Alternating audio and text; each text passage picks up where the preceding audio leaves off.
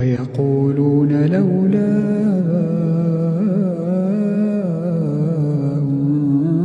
أنزل عليه آية من ربه فقل